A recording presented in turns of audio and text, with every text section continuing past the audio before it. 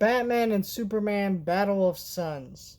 This is the newest DC animated movie. It hits shelves tomorrow. Because I pre ordered this, Amazon managed to send in my copy a day early, so I got to watch it. I just got done watching it. Here's the 4K. I'm going to unbox it real quick for you. Love this slipcover. So there's that. And then you get the Blu-ray and 4K digital.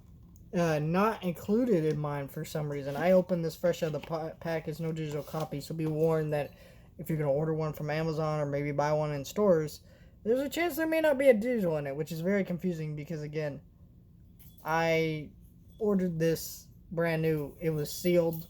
I pulled it out of the Amazon shipper. I don't know what went on with that. But yeah, this is the 4K. It runs about 28 bucks. So, I think there's something important to note about this movie, which it's in CGI. When I watched this movie and put it in, now most DC animated movies are animated with a digital 2D animation style.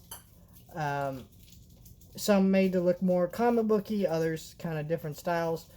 Either way, they're still animated in a more traditional style, so it was weird when I popped this one in and it's CGI.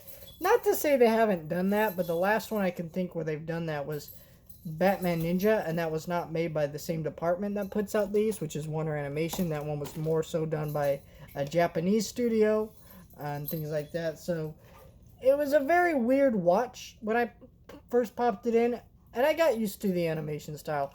I would still prefer the more traditional animated style because A, it looks more comic booky, and I do like traditional animation a lot more. Plus, these are direct-to-video movies. They don't have the budget for really nice CGI, so it's best to not even try to do CGI because, sure, I can respect the effort and it may not look awful, and I can actually stand looking at it and watching it, which is more than I can say for some films actually that end up releasing in theaters, like Paws of Fury and stuff, but there's still like a level of like, why did you not just keep it traditional?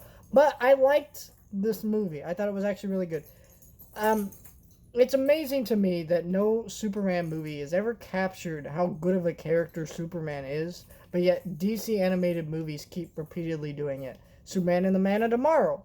The Death of Superman. Now, The Reign of Superman, not so much, but, that's not really what that movie was focused on. But, a lot of these movies do such a great job at just keeping these amazing stories and DC characters alive. And yeah, it was just really nice to watch this movie because you know what, if you like Superman and Lois, that CW show, absolutely watch this movie because this is about a younger version of Superman's son, and he's first discovers his powers, and Superman's having to grapple with that in his relationship with his son.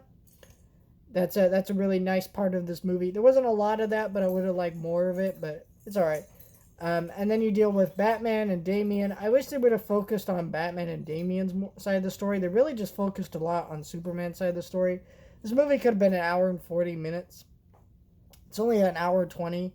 I would have preferred it be an hour and 40, so that way he'd add 20 more minutes to the movie, focus more on Batman, Damian's side, because what this movie is about Damian and, I think it's Damian, I forget which Robin it is, but it's one of the Robins, basically, and Superman's son. They team up to stop Starro, who's taken over the Justice League, and they kind of grow to have a relationship, and through teamwork and blah, blah, blah.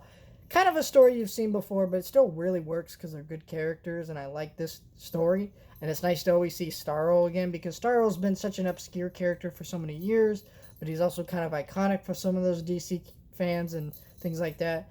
And it's really nice to see him adapted into this, as well as the Suicide Squad movie that came out last year. But, just great. This was a good movie. If you like DC animated movies, here's another good one for you. I know there are a lot of them are really hit or miss, and some fans like them, some fans don't. I think this one is more hit than it is miss. I think if it didn't go with the CGI route, probably would have say a pretty good hit, but I think the CGI while not bad or hard to look at, it's still not good enough that I would say it was my preferred option here. But I still really enjoyed this movie. Though I will say, if you don't pick up a Blu-ray, or not a Blu-ray, a 4K, it may look worse. Because the animation moves a little bit slow and the bit rate's kind of slow. So I'm kind of wondering if that's a thing that I didn't notice as much because it's on my 4K.